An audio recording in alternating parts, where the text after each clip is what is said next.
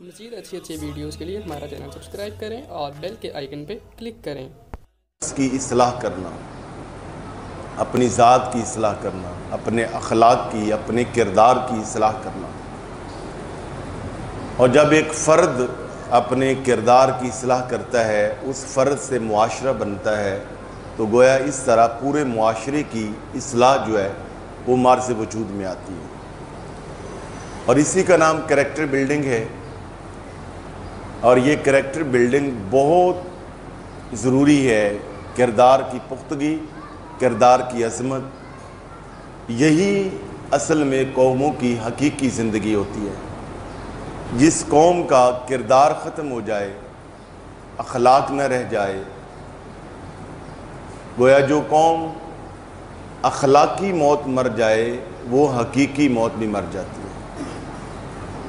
تو یہ moral values کا احیاء، اخلاقی اقدار کا احیاء، یہ قرآن و سنت کی تبلیغ کا بنیادی مشن ہے۔ جتنے بھی انبیاء کرام تشریف لائے، وہ ان کی بعثت کا، ان کی دنیا میں تشریف آوری کا اور ان کے مقام نبوت کا جو مین مشن تھا، مقصد تھا، وہ معاشرے کی اصلاح تھی۔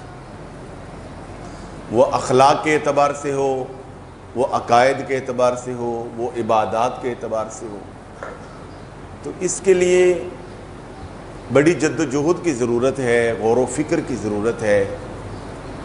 تو الغرض ہم اپنی جب ذات کی اصلاح کریں گے تو ایک فرد کی اصلاح ہوگی، اس سے پھر آگے معاشرہ تشکیل پائے گا۔ اور دین اسلام جو ہے یہ محض گفت و شنید کا دین نہیں ہے کہ گفتن نشستن برخاستن، یعنی صرف بندہ بیٹھے اور گپیں لگائے اور فلسفے ہانکے اور ایک سے ایک بڑھ کر علم و حکمت کی بس باتیں کرے اور اٹھ جائے۔ یہ باتوں کا باتونی دین نہیں ہے، بلکہ دین اسلام عمل کا دین ہے۔ یہ عمل کی دعوت دیتا ہے، اور عمل کرنا ہی ایک مسلمان کا حسن ہے، اس کے اخلاق کا، اس کے کردار کا۔ آج ہمارے معاشرے کا ایک المیہ یہ بن چکا ہے کہ آپ جس کے پاس بیٹھیں، کوئی بات کریں تو باتیں بڑی بڑھ چڑھ کے لوگ کریں گے، ایسے ایسے نکات بیان کریں گے، ایسے ایسے فلسفے بگاڑیں گے کہ بندہ حیران ہو جاتا ہے۔ مگر میرے بھائیوں، میرے دوستو، اسلام فلسفیانہ گفتگو کرنے کا مذہب نہیں ہے۔ اسلام صرف حکمت و دانائی کی گفتگو کی حد تک ہمیں دیکھنا نہیں چاہتا، بلکہ علم و حکمت کی جو باتیں ہیں ان کی اس راہ پر، اس راستے کا ہمیں مسافر بنانا چاہتا ہے۔ گویا ہمیں ایک باعمل مسلمان دیکھنا چاہتا ہے۔ بے شک آپ بہت لمبی چوڑی باتیں نہ کریں، بہت بڑے بڑے فلسفیانہ اقوال وہ لوگوں کے سامنے پیش نہ کریں، آپ سادہ سمپل لائف گزاریں، مگر آپ عمل کے بندے ہیں تو اصل میں آپ ہی وہ مطلوب مسلمان ہیں جو قرآن سنت کا ٹارگٹ ہے۔